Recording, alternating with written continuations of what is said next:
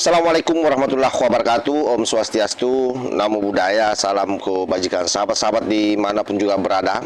Masih seputar polemik ijazah Pak Jokowi ya. Kita tahu bahwa kemarin Pak JK press konferensi dan akan mengancam Risma Sianipar hari ini dilaporkan ke Kabareskrim Polri. Ini menarik sahabat ya, karena sepertinya pergeseran ijazah Pak Jokowi palsu ini luar biasa. Sama saja kalau kita mengatakan bahwa ini memasuki babak baru dan melibatkan nama besar seperti Pak JK. Isu yang beredar cukup serius sahabat. Tudingan bahwa Pak Yusuf Kalla disebut-sebut membiayai hingga 5 miliar dalam polemik tersebut. Namun tudingan ini dibantah keras. Bahkan seperti yang saya sampaikan di awal, Pak JK melalui pengacaranya akan melakukan pelaporan hukum terhadap Risma Sianipar atas dugaan fitnah tersebut. Nah, di sisi lain, saya sudah bisa membayangkan bahwa pasti Risma Sianipar tidak tinggal diam dituduh memfitnah Pak JK. Oleh karena itu, melalui pengacaranya, dia memberikan klarifikasi tegas. Ia tidak pernah menyebut nama Yusuf Kalla secara langsung.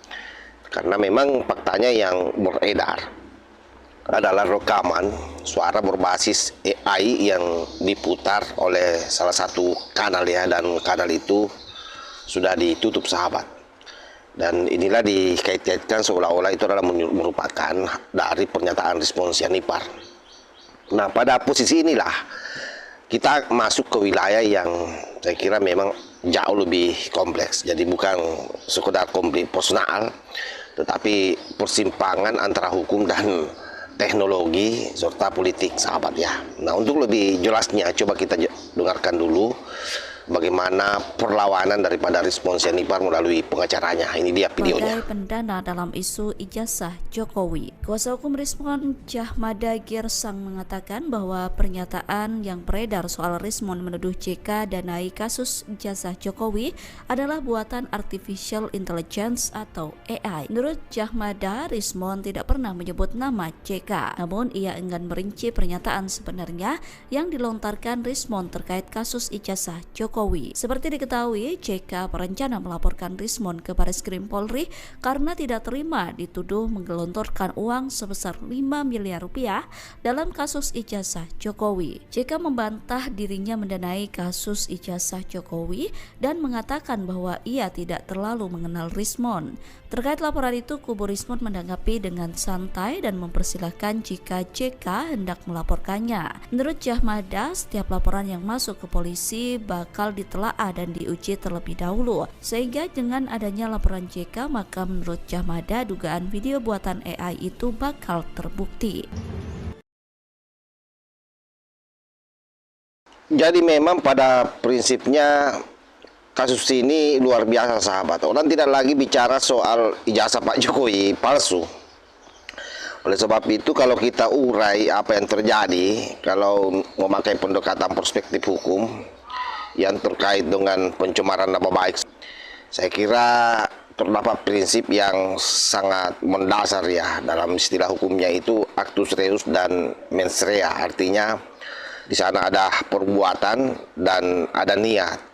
Oleh sebab itu seorang ahli hukum pidana seperti Andi Hamzah misalnya itu pernah menekankan bahwa dalam kasus pencemaran nama baik harus jelas siapa pelaku yang secara sadar menyebarkan fitnah atau tuduhan tersebut. Nah, jika benar bahwa kemudian itu Risma Sianipar tidak pernah menyebut nama JK atau Pak Yusuf Kalla, maka muncul pertanyaan kunci sahabat. Apakah seorang bisa dipidana atas sesuatu yang tidak pernah ia ucapkan, tetapi dikonstruksi oleh pihak lain? Ini yang menjadi pertanyaan kunci. Dan dalam hukum modern, ini menyentuh konsep liability gap atau celah tanggung jawab dalam era digital. Karena kita tahu bahwa memang video yang beredar itu adalah diproduksi dari AI ya.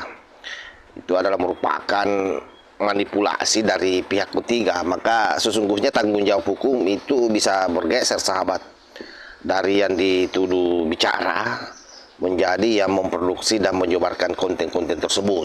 Artinya, polisi tidak bisa sekedar menerima laporan secara tekstual. Jadi benar apa yang disampaikan oleh Pak Jamada Girsang bahwa polisi pasti akan melihat bagaimana konteks kasus itu.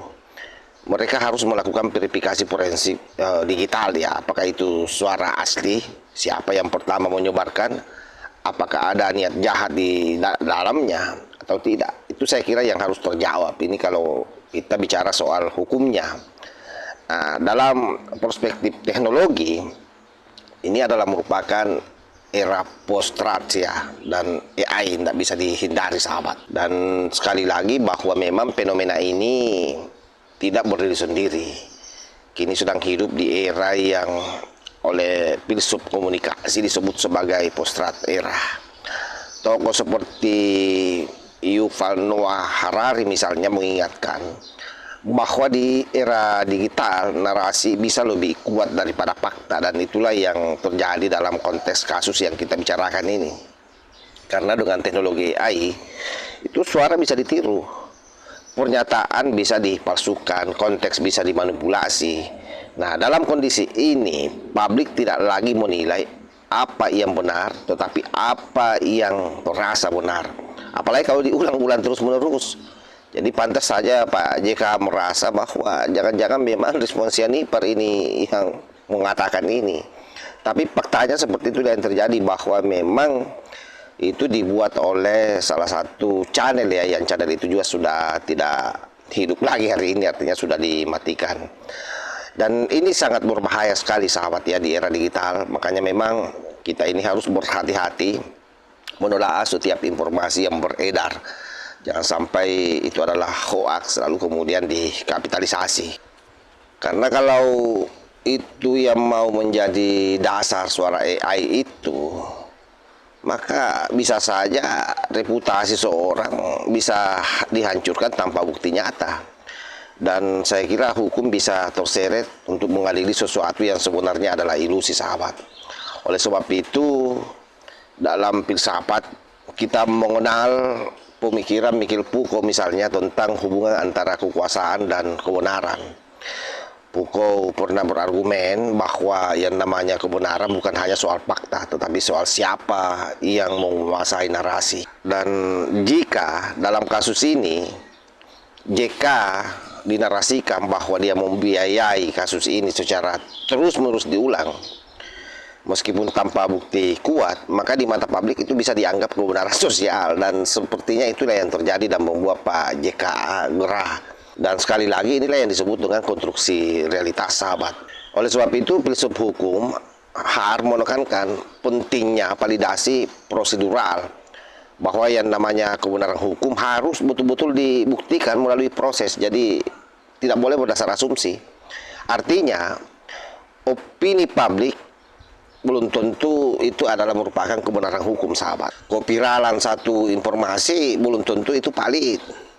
Tapi tidak bisa dipungkiri bahwa setiap polemik besar selalu memiliki dimensi politik. Nah, ketika nama besar seperti Yusuf Kalla terseret, maka efeknya bukan hanya personal tetapi juga simbolik, karena biar bagaimanapun juga Pak JK ini mantan wapres 2 periode.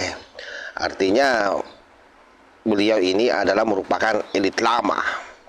Dan saya kira ini sangat mengganggu stabilitas persepsi publik, bahkan arah opini terhadap kekuasaan itu bisa berubah sahabat. Dan dalam teori komunikasi publik ini disebut agenda setting. Isu tertentu diangkat untuk mengalihkan perhatian atau membentuk framing.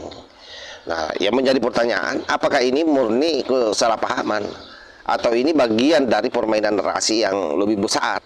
Tentu jawabannya tidak sederhana. Oleh sebab itu sahabat, saya kira polisi akan menerapkan proses hukum ini secara ideal ya. Artinya laporan itu tidak bisa langsung diproses, tetapi diuji dulu kelayakannya.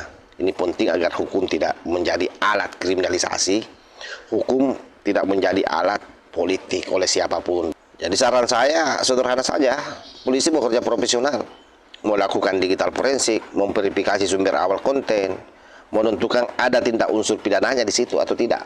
Tanpa itu, maka hukum beresiko menjadi reaktif. dia tidak akan menjadi satu proses yang objektif dan bisa mengorbankan orang. Sekali lagi sahabat-sahabat sekalian, bahwa kasus ini bukan sekedar konflik antara dua nama. Ini adalah ujian besar bagi institusi hukum kita, ujian besar bagi kedewasaan publik dan cara kita memahami yang namanya kebenaran. Karena di era AI ini, satu hal yang menjadi jelas, tidak semua yang terdengar adalah nyata dan tidak semua yang viral adalah fakta.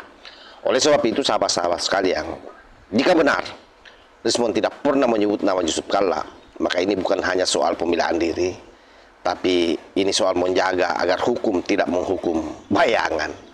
Namun jika sebaliknya terbukti ada keterlibatan, maka hukum juga harus tegas menegaskan itu bahwa memang Rismon bersalah, dan itu harus melalui proses yang saya kira jelas-jelas tervalidasi sebagaimana yang saya sampaikan di awal video tadi. Saya kira demikian sahabat, kita akan tetap memantau seperti apa prosesnya ini, karena biar bagaimanapun juga secara moral kita sebagai warga bangsa yang memiliki tanggung jawab bagaimana memberikan edukasi, memberikan informasi sedetail mungkin sesuai dengan data dan fakta agar tidak terjadi yang namanya kekisruhan sosial akibat daripada konten-konten yang tidak bertanggung jawab. Wallahul muwaffiq ila aqwamit thariq. Wassalamualaikum warahmatullahi wabarakatuh.